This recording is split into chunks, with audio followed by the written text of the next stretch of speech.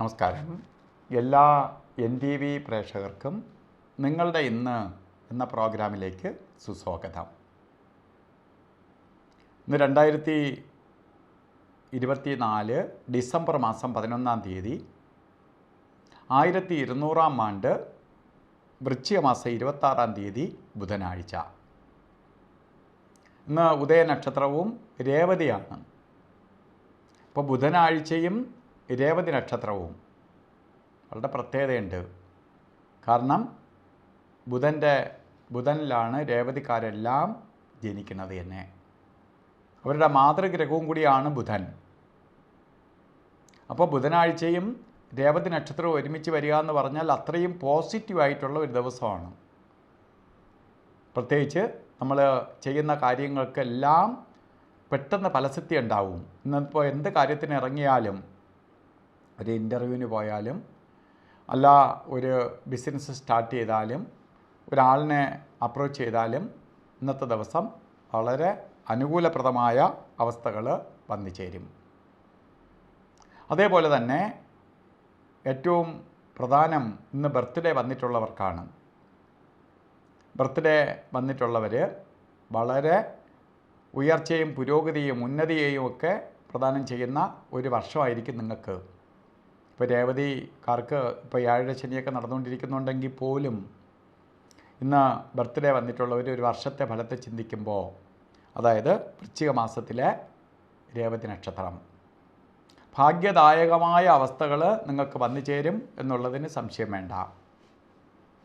ജോലി പ്രധാനമായി നമ്മൾ ചെയ്യുന്ന പ്രവൃത്തിയെ പുരോഗതിയിലേക്ക് നയിക്കും. അതാണ് ബുധൻ്റെ പ്രത്യേകത. ഉദ്യോഗം ഇല്ലാത്തവർക്ക് ഉദ്യോഗത്തെ കൊടുക്കും, ബിസിനസ്സുകാർക്ക് ബിസിനസ് പുരോഗതി കൊടുക്കും, പഠിക്കുന്ന കുട്ടികൾക്ക് നല്ല വിദ്യാവിജയം, വിദ്യയിലൂടെ നല്ല ശോഭിക്കാൻ പറ്റും. ഇങ്ങനെ നമ്മൾ ചെയ്യുന്ന പ്രവൃത്തികൾ, അല്ലെങ്കിൽ നമ്മൾ ആഗ്രഹിക്കുന്ന കാര്യങ്ങൾ, ഇറങ്ങുന്ന കാര്യങ്ങളെ വിജയിപ്പിക്കുന്ന ഒരു പീരീഡ് തന്നെയാണ്. അപ്പോൾ ബുധനെ മാക്സിമം പ്രീതിപ്പെടുത്തി കൊണ്ടുപോകണം. ബുധൻ്റെ ദേവത ശ്രീകൃഷ്ണസ്വാമിയും അതുപോലെ മഹാലക്ഷ്മിയൊക്കെയാണ്. അപ്പോൾ കൃഷ്ണസ്വാമി ക്ഷേത്രത്തിലും ദേവീക്ഷേത്രത്തിലും ഒക്കെ ദർശനം ചെയ്യണം, പ്രാർത്ഥിക്കണം, നമുക്ക് പെട്ടെന്ന് ഗുണഫലം സിദ്ധിക്കാൻ. അതുപോലെ ഇന്ന് ഓരോ കാര്യത്തിന് ഇറങ്ങുമ്പോഴും രാവുകാല സമയം നോക്കി പോകുന്നത് നന്നായിരിക്കും. രാവുകാല സമയം വരുന്നത് ശരിക്ക് ഉച്ചയ്ക്കാണ് രാവുകാലം വരുന്നത്. 12:18 തൊട്ടാണ് രാവുകാല സമയം ആരംഭിക്കുന്നത്.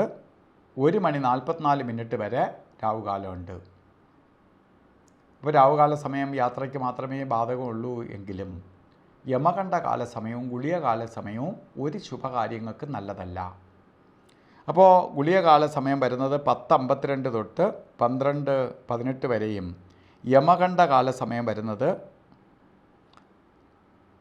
രാവിലെ 8:01 തൊട്ട് 9:26 വരെയും.